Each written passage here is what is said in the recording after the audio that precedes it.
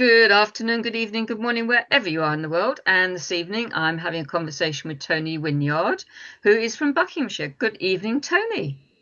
How you doing, Carolyn? Good, thank you very much. And how are you? I'm pretty good, thank you. Good. I hope you're settling in well to your abode in Buckinghamshire. Yeah, I've been here nearly a month now, and it's yeah, I quite like it. It's quite nice. Yeah. Good. Yeah. Oh well. So I will dive straight in and ask the same question to you as I ask everybody else. It's quite interesting where the conversation goes.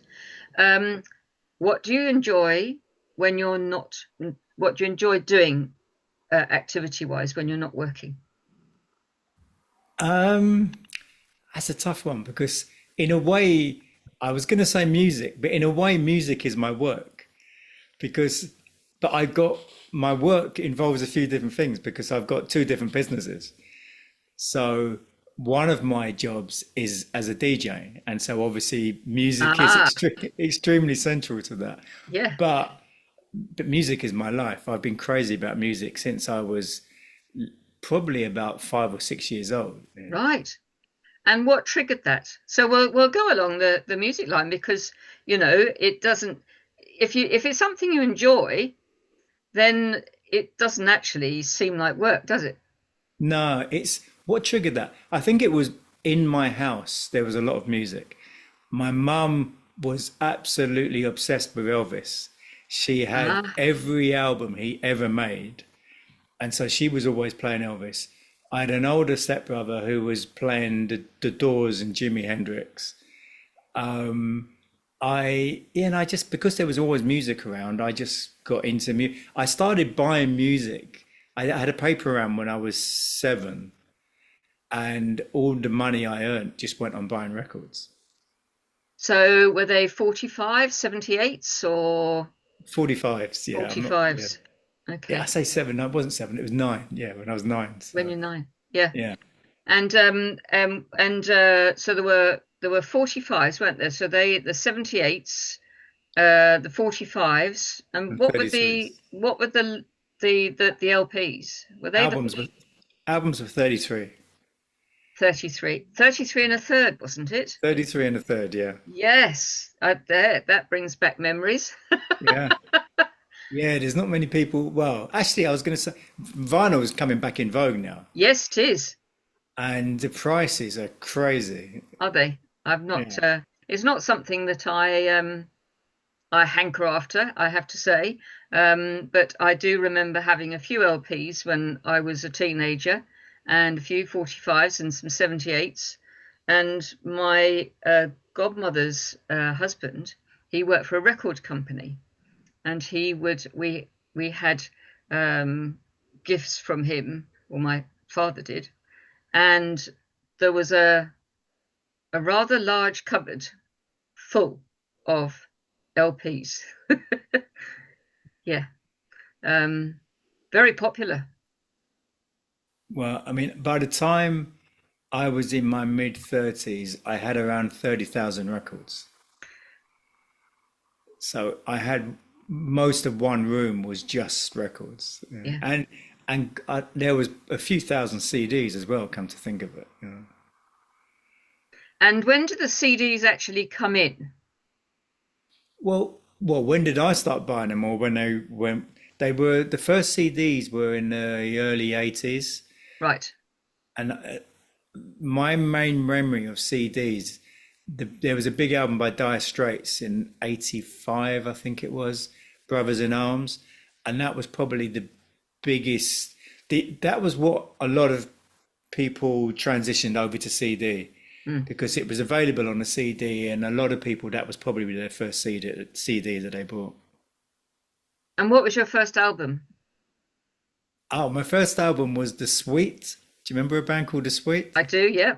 And the album was called Strung Up. Okay. And yeah, that was early 70s, I think. And what about your first 45? My first 45, well, the first 45 that I bought was Little Arrows by a guy called Leapy Lee. It wasn't a big seller. Um, it was, I don't know if it was aimed at kids, but I'm not sure how old I was. I think I was around 8 or something, or 9 when I bought. I think it was with a Woolworths gift voucher or Oh, something like that. right. Yes. Good old Woolies. Yeah. Yeah, and they had quite a record department. Yeah, I used to. I mean, in those days, Woolworths were really good for records, and so were Smiths, WH Smiths. Mhm. They were two of the best ones. And then in the mid 70s, our price came in, and they sort of started taking over. And then I started getting into specialist sort of record stores, and then it was I wouldn't go to Woolworths anymore because that was beneath me. Yeah. And how long did you keep your collection for? Obviously through your work as a DJ, um, and that the records saw you through to a certain time. Did you then transfer over to CDs because they were obviously easier and less breakable? Yeah, well, I guess because I've been involved in this, I mean, and I still DJ now, but not as much as I used to. So in around the early 90s, I started transitioning to CD. I was still buying vinyl, but by the mid 90s, I wasn't buying any more vinyl really. And then I was probably one of the earliest DJs to transition from CD to digital to MP3. Mhm. And I did that, I think it was around about 2000, which was a long time before most DJs did. But I could see it really attracted me. One of the things that used to really annoy me when I was working, when I was DJing, is I'm very much into all styles of music. I've got really eclectic music taste. And because I've always had a huge record collection or a huge music collection, it used to really annoy me when I was at an event and someone asked me for a song that I knew I had, but I didn't have it with me. Because there's only so many records you could bring. Yeah, Even there was only so many CDs you could bring because it was quite heavy. yeah. So it really attracted me about being having an endless amount of music with me and being able to find it really quick as well. That's what really appealed to me about the whole kind of digital thing. Mm. So yeah, that was the early 2000s I transitioned over to that. Yes, it's strange, isn't it? How because my younger brother was a DJ. He travelled the globe. He was with a few agencies and travelled the globe, and he did covers for a Ministry of Sound. He used to do their mixes for them, Okay. and he worked in clubs all around the globe. And it was fascinating. I think that he started off again with CDs and moved across to digital. Um, but yes, it's I suppose the weight of having to carry all the CDs and the LPs and having them ready for requests and all that, and flipping through them all, and because obviously with LPs you had to have a turntable, and they weren't you couldn't sort of line them up like you can the digital ones. So it was a different beast back then. Uh, Completely. I mean, vinyl was it just took up so much space and weighed so much in comparison to how things are now. I remember once I did an event on a Thames on a riverboat disco.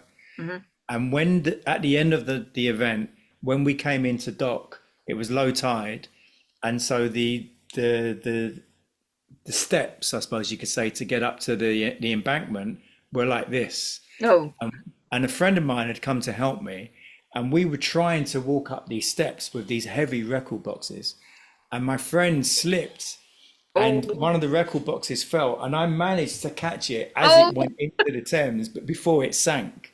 oh And gosh. but No, that's it not funny. was no, they were just so heavy, especially when you're walking up step, an angle that Yeah. that you had to go up. Wow. But you don't. And do you still have your collection? No, unfortunately, when in sort of late 2000s, I was moving in with someone, and we were moving into quite an expensive flat, and we just couldn't have. It was in Hampstead, which is one of the most expensive Oh, well, areas. yes.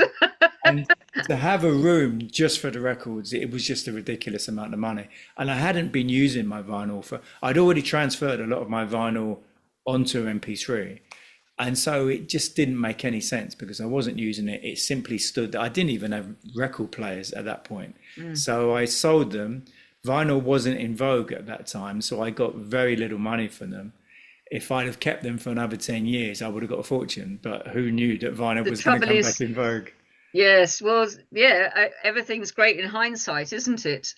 Yeah. Yes, I mean everything comes around again into fashion again, doesn't it? But you know, the storage for 10 years worth of records would have been quite high, I would imagine. Well, considering I've spent well into six figures on the collection in the first place, I can and imagine.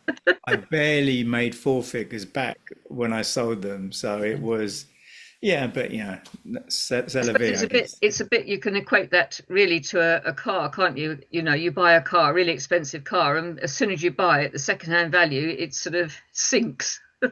So it, yes, But the difference is that because I transferred a lot of the tracks that I really liked onto MP3, I still have those. So I don't have the physical records yeah. anymore, but I still have the music, which is the Oh, well, that's important part. something. That's Yeah. something. That's some consolation anyway, isn't it? To Yeah, and that's not more than a having the record. consolation because that's the important part. Yes, yes. One of my favorite, there was a track on a band called the Yellow Magic Orchestra, Oh yeah, yeah. Computer games. and it was an orchestral track. Yeah. Um, I cannot remember what it was called, and I had it on cassette tape, and the cassette tape wore out. Yeah, I remember those days. Well, I had some stuff from the Yellow Magic Orchestra. The biggest one was computer games, which was on yellow vinyl, because they were a Japanese band. That's right, yeah. And they had another track, I think it was on the other side, Fuji something, I can't remember. Uh, yeah. Yeah, I used to like them. Yes, I it was only one particular track I liked, and I just played it over and over and over. Hence why the cassette wore out. But yes, it was. Yeah, I mean, I don't confess to be a great music fan. I mean, I listen to what I like. Seen quite a few bands um, in concert, and the one that stands out most was the Apartheid concert. Paul Right. Simon. Oh, yeah, yeah, yeah. Oh wow. So that was like what, early 80s, mid 80s kind of Yeah, thing. Right. yeah, yeah. It was incredible. Yes, that one stands out. And The Wall, Oh, okay, Pink Floyd. Pink Floyd, The Right. Wall. Yeah, Yeah. I think the one that stands out for me, when in 86 I was working in Spain, and I was working over near Andalusia, near sort of Cadiz, around the other side of Spain where there was no English people. But I used to have a lot of friends working around sort of Costa del Sol, Marbella, and Torremolinos, and all those areas. And Queen performed in Marbella. I think it was about 2 weeks after Live Aid, and I went to see the. Oh, no, it wasn't a. It was about 2 months after Live Aid, rather, and it was the best concert I've. I wasn't actually a Queen fan by any means, mm. but that concert they were just amazing. They had this persona about them. He was such a showman, Mm. and he just had he had the crowd in the palm of his hand. Yeah, yeah, right in the center. Yeah, Yeah. I never saw them, but I heard people say exactly that. You know, yeah, in the palm of the audience in the palm of his hand. You know, yeah. he just worked the stage, didn't he?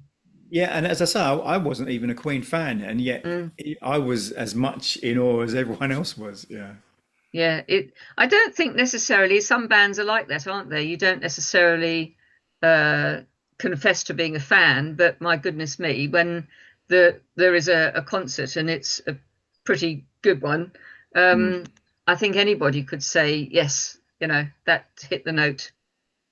Yeah, yeah, absolutely. Yeah, but yeah, I think it all has its place. I think well, DJs are still going now, and you said that you still do a little bit of DJing. Yeah, I mean, it's in my blood. I mean, I think it's literally in my blood because I've been doing it so long now. I can't see that I'm ever going to stop. I mean, maybe AI will replace DJs at some point, but I'll still be doing it even if they do. I think the human touch has a lot to say for things, and I don't think it would be quite the same with AI. Um, yeah, I think it would be very difficult to actually 100% replace a professional DJ I who's agree. absolutely I've brilliant at their job. Yeah, I've had this discussion with DJs, and some DJs are convinced that AI is going to replace us. I'm not so sure because they say, yeah, I bet AI will be able to connect to everyone's phone in the room and it will know what everyone likes. But that's not actually going to help the AI because everyone No, in the room has different music tastes. So yeah, it's just going to be really confused then, yeah. yes, Whereas it's not going to work. no, a good DJ can read the room, even though I don't know everyone's favorite music. Obviously, I can't tell what they've got on their phone, and it's impossible for me to describe what it is. I just have this sixth sense that I can work out what is going to get people dancing, and invariably, I'm not. That's my biggest strength, and Yes, because I've been doing it so long, and usually I'm right. I can work out what people want, yeah. and I get everyone or most people dancing. That's the whole point of it, though. Yeah, yeah. You know, that you're able to read the room, you're able to read what people like from how they are with what you're playing. You know, it is that is the professional touch of a professional DJ. Well, and it's also small things like at the beginning of the night before people are ready to dance, I have this, I'm just looking at people's body language. I'm looking at if someone's leg is tapping to because I'm playing music to kind of warm people up, to get Yeah. them in the mood. And I'm just have this instinct. I'm looking around at everyone's body, seeing, someone maybe tapping their fingers or someone else, Mm, and all these little cues just all combine to help me decide what to play. Yeah. yeah. Yes, it's an art. Mm, It is an art form.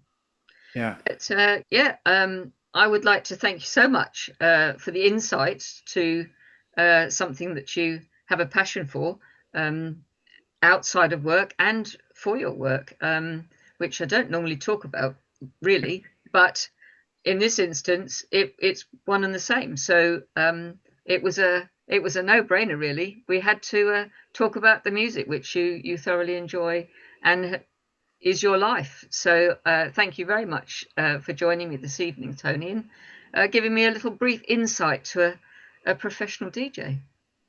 Well, I enjoyed chatting with you, Caroline, so thank you. Thank you so much.